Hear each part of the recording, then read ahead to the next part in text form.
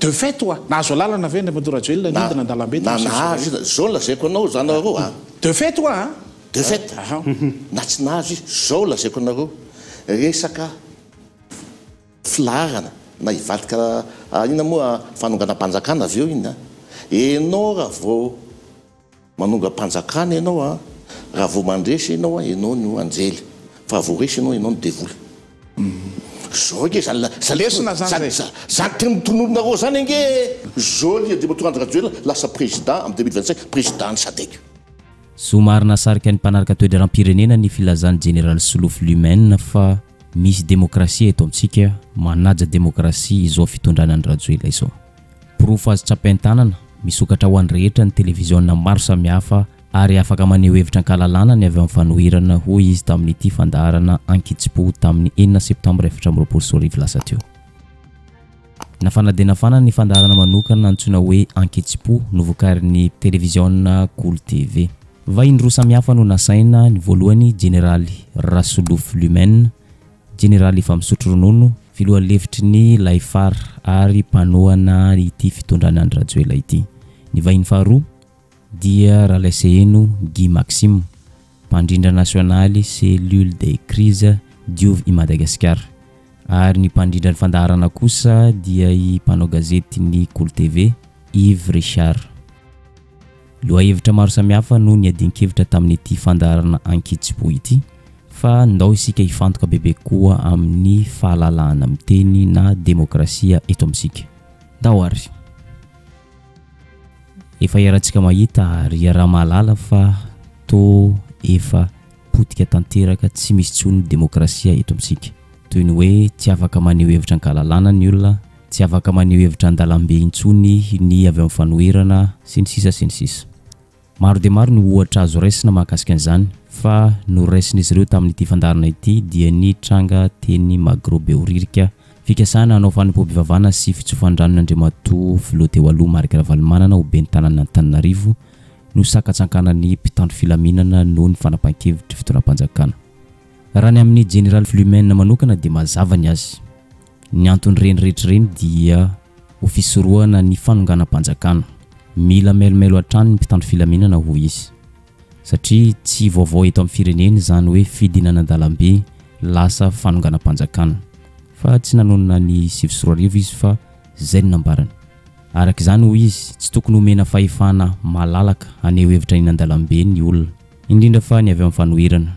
Isorohana ny mety ho isiany izany fanonganam-panjakana izany. Fanampin'izay tsy resaka fanonganam-panjakana ihany no antony tokony anakanan'ny mpitandro filaminana ny hetsika ataony avy amin'ny fanoherana fa azo eritreretina ho fiarovana ireo mpivarotra eny amoron-dalana indrindra fa eny Analakely sy ny manodidina. Satria ho izy raha sanatria ka homena malalaka ny avy amin'ny fanoherana ny hevitra eny amoron-dalana dia mazava ho azy fa mitsoka ny mpivarotra ary mitsoka ihany koa ny client tokony vidy eny amoron-dalana. Araka izany amin'ny mampitandro filaminana piaro ny vahoaka sy ny fananana dia tsy maintsy manakana ireny hetsika ataon'ny fanoherana ireny mba hitsinjovana ny vahoaka madinika. No resany manokana ny fanolanana teo amin'ny mpitandro filaminana sy ny avy ao amin'ny fanoherana na avy ao amin'ny vovonana firaisankina teny amin'ny Magrobeoririka tamin'ny herinandro lasa teo. Oka zava ho izy fa tsy nisakana ireo avy amin'ny fanoherana ny hevitra ny mpitondra ary tsy nanakana ny hetsika izay ataon'izy ireo ny fitonam-panjakana. Araka ny vaovao efa narahantsika ho izy nomena malalaka izy ireo aneho hevitra fa tsy eny amin'ny Magrobeoririka, tsy eny Analakely na amin'ny toerana saropady fa nomena malalaka izy ireo aneho hevitra any Antanjombato, any amin'ny Magro Antanjombato raha ny mamarina kokoa, mba hisorohana ny politika maloto itetika fanonganam-panjakana. Ny ao tamin'ny Magro io mila jerevana tsara. Zaho mpitandro filaminana taloha misotro ronono any. Efa nisy zany mody hoe lahatra atsika tobohika io a vakina ny avy indrindra indépendance ny ray faharoa mibohika io a miposaka lasa fanonganam-panjakana nantantara-pirenena laza zany mila raha mpitandro filaminana zany mila mitandrina izy mila mailo fa tsy zay olo rehetrarehetra ilahatra io dia hoe avidy ilahatra. Omenao fahafana ny mpanohatra ilahatra any hoe efitra tapitra matahotra ny client tsy ho an'ny Analakely tsisy mpividy ny mpivarotra Analakely mila apetraka tsara zany eo hoe izy ny mena fahafahana amitsy le mpitandro filamina miahny vahoaka sy ny fananana le vahoaka ve anisan'ny vahoaka ve ny mpivarotra analakely na vilabanasa any fipetra fa tsy de hoe tsy avelona fanjakana ilahatra de matahotra le fanjakana mila mina izy inge tsy hoe le mpitondra fanjakana tsy hoe tsy mahazo milahatra zao de mijanona an'izay meny ihany andanonareo maneho kevitra milahatra any magro tanjombato mena lalana zany izy aneho efitra miaraka amin'ny mpitombopombanareo nareo de mandana any amin'ny magro tanjombato inona maratsy an'izay sa tsy maintsy eo analakely eo tsy maintsy eo magro no tsy maintsy nany de aveo manahoana aveo le olona samy mana-paikady politika namaly an'izay resaka izay i Guy Maxime raha ny amin'ny manokana dia mazava tsy fantatra hoe tsy mahalala ny voalazan'ny lalam-pandroenana ve ny mpitondra ankehitriny sa ahoana fa raha jerena tsara ny lalam-pandroenana dia ara-dalàna ary voasoratra ao ny fahalalana maneho hevitra ao amin'ny lalam-pandroenana andininy 10 fanampin'izay antoko amin'ny antoko politika azy izay dia tsy maintsy miantsehatra mandray anjara amin'ny fifidianana arak'izany ara-dalàna ny fanaovana hetsika fionana amin'ny vahoaka manolotra kandida tokony latsaka fidiana ary manome tsodrano tsy fantatra hoe inona zany ny olana amin'izany raha ny antoko politika na vovonana politika no manao zany hetsika izany ara-dalàna tanteraka zany rehetra zany hoy Guy Maxime voalohany aloha tena etoany lalam-pandroenana ny fahalalahany fanehoan-kevitra ny amin'ny andininy 10 zany faharoa asana mitoko ny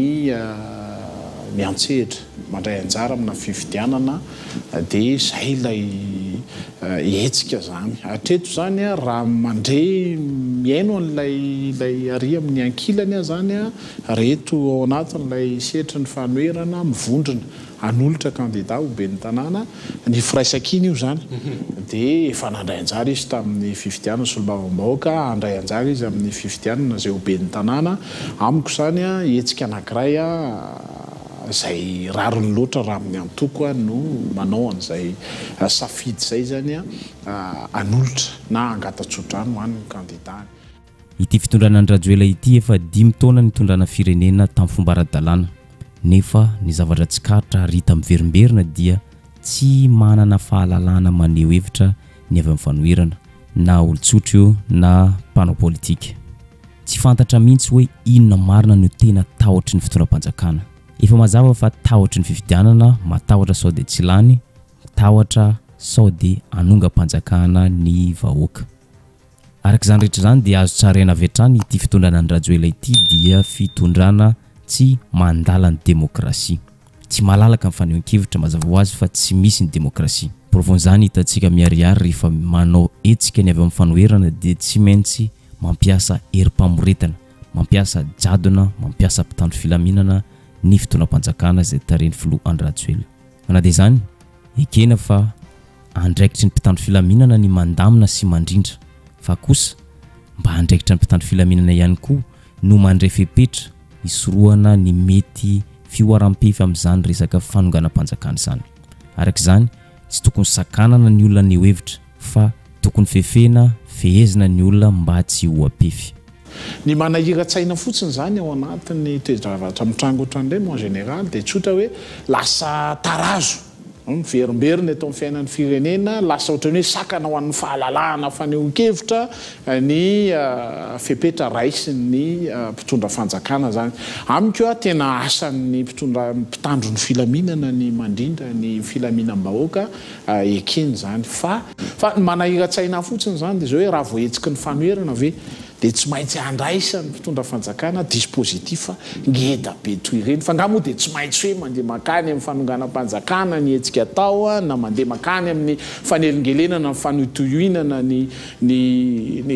fiainam-bahoaka na ny fitadavan'ny olona andavanandro zany ataoko angamba fa asan'ny mpitandro filaminana no mandray fepetra tsy isiny zany fifandonana zany raha izay le olana zany fa amiko zany raha mijery n'le 5 taona n'ilay mpitondra fanjakana sy ny zava-misy dia isaky ny misy hetsika zany ka homany ny fanoerana dia tsy maintsy misy zany zay fandraisana fepetra ataoko hoe goavambe zay a dia zay ny any manahira-tsaina mon général zany hoe itsika ty hoe zany a raha ohatra ka tany mandala ny démocratie raha tany mandala ny démocratie tsika inona raha moa zany ny tokony ho tahoatritsika amina faneho-kevitra ankalalana ataoko fa malalaka ny fanoerana nahidina an-dalambe ary izy ka neo hevitra inona moa zany tokony ho sakana amin'izany na dia efa mipetraka mazava aza ny faneho-kevitry Guy Maxime ny any général Rasolouf Lumene dia mbola mipetraka hatrany hoe ny mpitandro filaminana dia miaro ny vahoaka mpivarotra eny amoron-dalana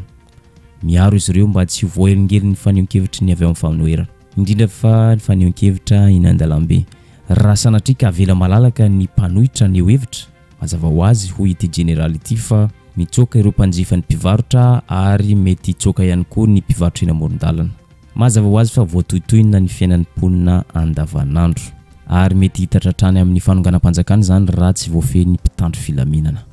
raha izany faneho-kevitry général zany somary azo eritreretina hoe tsy ampy amalina ireo fanontaniana manetikitika ny maro manoloana ny fangejana ny demokrasia eto amintsika ka nametra-panontaniana ny mpanao gazetiny Kolo TV Yves Richard hoe manana proof ve général fa mampikatso na ankolaka io na mivantana ny asa mandrarany mpivarotra ny faneho-kevitra ataon'ny fanoherana tsy dia nafapo ny valintenin'ny général fa ny laozany ny resaka zavatra hafa eo aveko indray mandeha iza no ajaitsika le fahafahan'le atao vahoaka ihany koa le mpivarotra manodidina le toerana ivorian'ny mpanohatra mpivarotra sy ny sisa alazaiko nareo ny simba le finanan'le asany lasa andavanandro sa le mpanohatra hoe matahotra hoe atahotsika le mpanohatra ao ajao ny fahafahana dia avaloha izy lahatra any ange le safidy le mpitondra fanjakana sy le mpitandro ny filaminany inona no ataotsika raha ohatra hoe asina amin'ny lahatra avela lahatra ny mpanohatra ho tany mpivarotra ao dia ahoana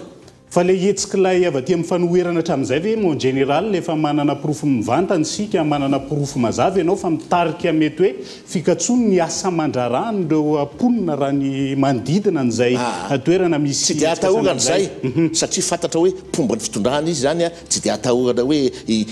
hitsikotana io ary matoa avela amin'ny fanjakana ohatran'io a dia tsy atahorana hoe hivadika zavatra hafa zay fotsiny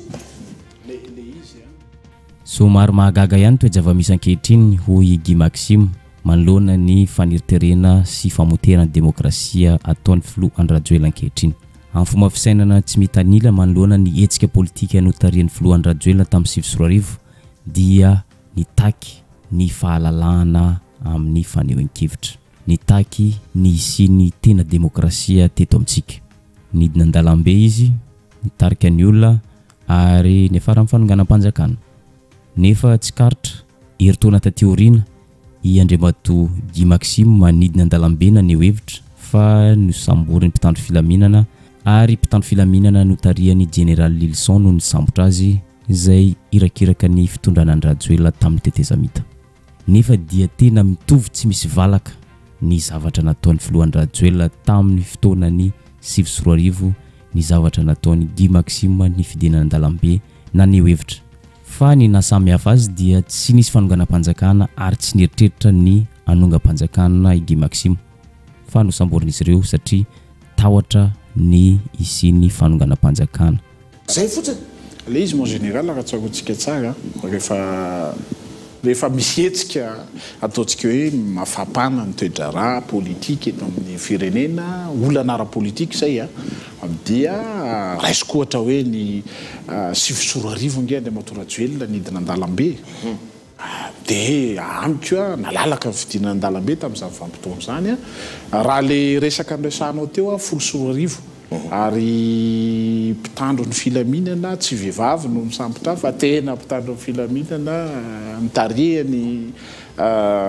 efa gouverneur moa izy amin'izao fotoana zao dia ny général Lilson zany tamin'ireny vanim-potoana ireny ary ny hetsika dia mazava amin'ny hoe hetsika fanehoan-kevitra fanoherana ny toejava misy ara-politika nazo lalana anao zay tam'zay tsy nahazo alalana zay fa aminay a malalaka ny faneho-kevitra de nilatsako zay nidina an-dalambe ohatran'le nataony Andriamatora Rajoelina tamin'ny sivy sy roa arivo dikan'izany zany hoe tsy misy zavatra vaovao na hafa fa mitovy mihitsy ny toedrara mitranga zany raha iverenako le olana fakomaly zany de tsotra amiko ny hoe tsika zany fa miresaka foana hoe misy lalam-panorenana eto de mitovy zo ny olona rehetra miainga amin'izay lalam-panorenana zay de mitovy zo ny mpanao politika ny amintoko politika ny fanehoan-kevitra de amiko zany tokony tsy olana anjaran'le mpitandro ny filaminana no manao balizy mba tsisy ny débordement zay ny olana mo général ina mo ary zany ny olana am'izany ho an'ny généraly Raslouf Lumen de mazava rehefa misy ny sakantsakana amin'ny fanehoan-kevitra iny an-dalambe de mazava ho azy fa tsy nahazo alalana izay tsy ao anatin'ny lalam-panorenana ny fidinana an-dalambe tsy nazahoana alalana tsy maintsy mangataka autorisation vao midina an-dalambe ho ity général ity fa nanitikitika ny Guy Maxime zany rehetra zany satria ifolohan'ny Rajoelina tamin'ny sivy sy roa arivo ange tsy nahazo alalana fa nidina an-dalambe ary nitarika olona anonga-panjakana fa rehefa nametrahana zany fantaniana zany ity généraly efa misotro ronono ity dia tsy nahateny fa novaliany zavatra hafa zany ary ity zavatra novaliany ity dia tsy mbola nisy tao anatin'ny 4 taona nazahoantsika fahaleovantena ny fomba fijeriny tamin'ny tindray mitoraka ity araka nambarany de zao rehefa manonga-panjakana ny olona iray dia ohatran'ny devoly ny fahitany rehetra azy fa raha mahomby kosa ny fanonganam-panjakana zay nataony dia sokajiana ho mpandresy toy ny anjely tsy misy pentina Andry Rajoelina nanonga-panjakana tamin'ny sivy sy roa arivo ary tafavoaka mpandresy ary ankehitriny lasa anjely tsy misy pentina izy lasa filoham-pirenena no sady ho lasa filohan'ny SADC amin'ny 2024 ankehitriny moa efa era mahita fa ananan'ny filohan'ny Rajoelina daholo ireo fahefana izay nokatsainy ary afaka manao zay tiany atao izy ny lalam-palanao reny de milaza hoe mahazo milahatra ny rehetra na dia tsy nahazo alalana azy apetraka ny fantaniana zay ny bonne gouvernance ave dia midika hoe mahazo milahatra ny rehetra na dia tsy mahazo alalana ny préfet de police izy fantaniana apetrako aminao zany ekena fa milaza an'izany ve lalam-palanao rena sy lalana misy hoe mahazo milahatra na dia tsy mahazo alalana azy laza hoe article 4 amin'ny constitution misy an'izany na article 4 lasao amiko hoe mahazo milahatra na dia tsy mahazo autorisation andraso mo général zany natao hoe bonne gouvernance ave de fait nahazo alalana ve Rajoelina nidina an-dalambe tamin'ny sivy sy roa arivo de fait oa nahazo alalana ve Andriamatora Rajoelina nidina an-dalambe nahazo zao lazaiko anao zany areo de fait oa de fait na tsy nahazo izy zao lazaiko anareo resaka filarana na ivadika inona moa fanonganam-panjakana avy eo iny enao raha vao manonga-panjakana ianao raha vao mandresy ianao ianao no anjely fa raha vao resy ianao ianao no devoly zao nge lesona zany zany teny mitonononareo zany ange tamin'ny zavotolo zany ange i président Ravalma niantso any SADC niantso any hoe mpanonga-panjakana zao lia Andriamatora Rajoelina lasa président amin'ny 2025 président ny SADC lazaiko anareo zany hoe rehefa manonga-panjakana ianao ka resy eo ianao no devoly efa ny bigadrany ianao fa rehefa mandresy ianao izy lasa président ny république lasa président ny SADC azo atao zany manonga-panjakana fa rehefa tanteraka rehefa réussi le izy dia tsy misy olana ve zany ao anatiny fa tsy tokony miankina amintsirare io manaova volona fotsiny gadra sy ho faty raha ohatra ka tsy mahomby ny fanonganam-panjakana manona ny resaka fangejanan'ny demokrasia masamilaza ity mpanao gazety ary nametra-panontaniana hoe tena novonoiny ity fitondrana ny Rajoelina ity ny demokrasia no potehany no sady no torotoroiny toy izao ny napetraky ny mpanao gazety ny Cool TV Yves Richard tsy toy izao pratika politika izay ampiarin'ity fitondrana ity ny zavatra nitakina tamin'ny sivy sy roa arivo araka izany tsy novonoinareo ve ny demokrasia ankehitriny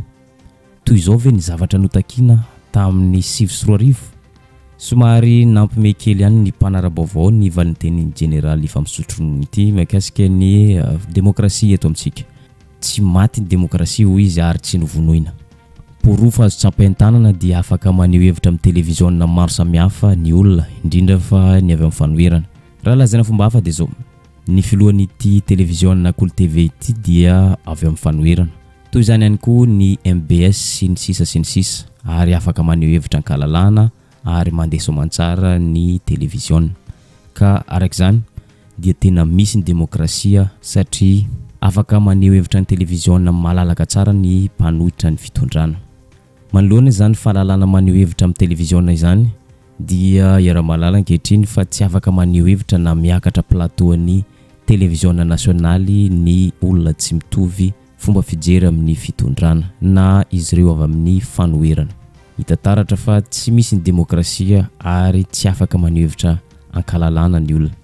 tsotra ny namalian'ny général efa misotro ronono ity an'izany resaka tsy fafana maneho hevitra amin'ny télévision nasionaly na TVM raha ny azy manokana dia zao tsy TVM rery ny télévision misokatra ankehitriny azo ny mpanohitra atao tsara ny maneho hevitra amin'ny télévision hafa toy ny MBS, Cool TV, Real TV raha ohatra ka sanatria ny excuse ataon'ny mpanohitra hoe tsy mahatratratra any amin'ny faritra ny télévision hafa ankoatra ny TVM tsotra ny solution ny vahaolana dia zao afaka mampiasa Canal Plus ny vahoaka malagasy manerana nosy mijery Real TV, TV Plus sy ireo télévision hafa ankoatra ny TVM fa mampametra-panontaniana ihany hoe afaka mividy an'izany ve ny vahoaka malagasy manana Canal Plus ve ny vahoaka malagasy fa zay ny valontenin'ity généraly Rasloflumen ho an'ny vahoaka malagasy Davaty amin'ny fanoherana moa Andriamatoa Lumen Rasolofo no manana fahafahana mitsofoka ohatra amin'ny télévision mpanjakana na efa tokony misy ataontsika hoe temps de parole ahafahan'izy ireo ara rehefa indrindra ao anatin'ny fotoana ny fividianana ao anatin'ny fotoana fividianana malaza ny lalàna napetra ny seny mana droit d'antenne ny candidat amin'ny fotoam-pividianana tsy fatiko fampotona tsotra ve mahazo miteny ny fanoherana amin'ny TVM na RNM efa be tabe kosa nge ny télévision privé masehaka Madagasikara ve misy matsehatra télévision privé na tsy matsehatra io a Guy Maxime na tsy matsehatra io misy ny canal satellite tena izanay eto Madagasikara ianao dia mahazo télévision Cool TV mahazo ny TV Plus mahazo ny sisisy amin'ny alalan'ny Canal Plus diso mandainga amin'izany za zao na voavinao na vakansy tany Osobe dia mampiasa Canal Plus dia mijery ny télévision Cool TV foana somary nalasa hitrehitra ihany ity fanehonkevitry général Rasloflumen tamin'ity resaka fahalalana amin'ny teny sy tahotra ny tsy olany amin'ny fifidianana ny azy manokana dia miombon-kevitra amin'ny fitondram-panjakana izy hoe sakanana ny avy amin'ny fanoherana aneho hevitra ankalalana indrindra fa amin'izao fotoana izao mba hisorohana ny mety sy fanonganam-panjakana fa kosa tsy miombon-kevitra amin'ny resaka alabato ary tsy tia resaka alabato ity général ity mety tsy ho tian'ireo mpomba ny fitondrana zany ary mety tsy tiany ity fitondrana ny Rajoela ity zany fa ny azy manokana dia tsy tia resaka fangalaram-bato arak'izany dia nanaporofo izy fa nisy ny fangalaram-bato nataon'ny fitondram-panjakana fa kosa hoy izy oka hazava fa tsy ny fitondram-panjakana irery ihany no nanao fangalaram-bato fa ny avy amin'ny fanoherana ihany koa tsy ny mpomba ny fitondrana ihany na fitondram-panjakana irery ihany no nampiasa fitaovam-panjakana fa mba nanao ihany koa ny avy tao amin'ny fanoherana hoy izy indrindra fa tamin'ny fifidianana zay natao voatsela teo iny élection tsika amin'izao fanontaniana mivantana ihany mon général sao misy karazana tahotra ihany koa amin'ny fividianana madio lay fomba fanao amin'izao fotoana izao mahatonga eo ihany koa ilay mety hoe tsy sino ny herijika mitovy ho an'ireo candidat mahatonga lay déploiement ana force samihafa amin'izao fotoana izao raha ny fanontaniana ny alony tiako za mety tsy faly anany ny mpitondra fanjakana za misy fotoana efa niteny an'izay tany amin'ny télévision rahavava zany hoe za na irana za namena vola be za tsy tia alabato za tsy angalabato na vox populi vox de zay lany eo safidin'Andriamanitra rehefa madio ny fifidianana zay ny antiako que le meilleur gagne zay ny antiako mety tsy faly amiko amin'izany na tsy haiko na ny io ne mpangala batiko inge misy profo hoe fa tsy voatery avy fanjakana nisy ine zany voaingany avy aty amin'ny fanoherana ze nisy zany ny zavatrango zany misy zany fa aza amboary kely le saintsika hoe rehefa mangalatra amin'ny fividiana dia tsy maintsy fanjakana zay fampiasana ny fahefana sy ny fitaovam-panjakana manahoana misy koa zay samy mampiasa zany ianareo aza mieritreritra hoe tsy maintsy ny mpitondra fanjakana no ampiasany anao fanjakana na fanadina fanazy adhevitra sy ny fifanankalozan-kevitra tamin'ity fandarana ankitsibo ity fa iandrematogy Maxime kosa dia tsy maintsy nametraka ny atao hoe lesona azo tsoahana amin'izao toejava-misy ankehitriny zao tonga dia nahitsy tsy ny olankolana ny valinteny mivantana tamin'ny generaly Lumen Rasolofo manoloana ny resaka fanonganam-panjakana hoe lasa anjely raha mahomby ny fanonganam-panjakana lasa devoly kosa raha sanatrika tsy mahomby izany raha ny aminy manokana dia efa taona 420 zao fa taonjato fa 120 no misy atsika zao ka tokony andray lesona raha izany resaka fanonganam-panjakana zany dia tena lesona ratsy amin'ny fomba fanaovana politika ary tsy azo atao modely ary tsy azo alentaka amin'izao taonjato fa 120 zao ny zavatra tokony imasoa ny fitondram-panjakana imasoa ny mpanao politika rehetra na avy amin'ny fanoherana io na mpomamy fitondrana dia ny lalana makany amin'ny fampandrosoana tena izy fa tsy fampandrosoana sarintsariny entina mpatoriana vahoaka zany hoe sady mangalabato zany ny mpitondra fanjakana mangalabato fanoherana ramenao général zany am'izay lafin'izay dia zany ange le mampaloto an'lay raha politika amin'ny ankapobeny zany raha amin'ny resaka démocratie zany tsika dia angambany ataoko hoe vanim-potoana tsy tokony kosa angamba iverenan'le hoe zay mahavita fanonganam-panjakana mon général dia izy ny mpandresy dia izy indray zany manohy azy rehefa avy eo lesona ratsy ho an'ny any oriny zany lasa natrika misy anonga-mpanjakana zany dia mandresy izy dia lesona ratsy ho an'ny firenetsika zany ary tena hoe zava-doza satria amiko angamba raha ny taona iainantsika amin'izao vanim-potoana izao sy taonjato misy atsika tokony efa vanim-potoana tena mba andinihan'ny mpitondra sy ny fanoherana ny amin'ny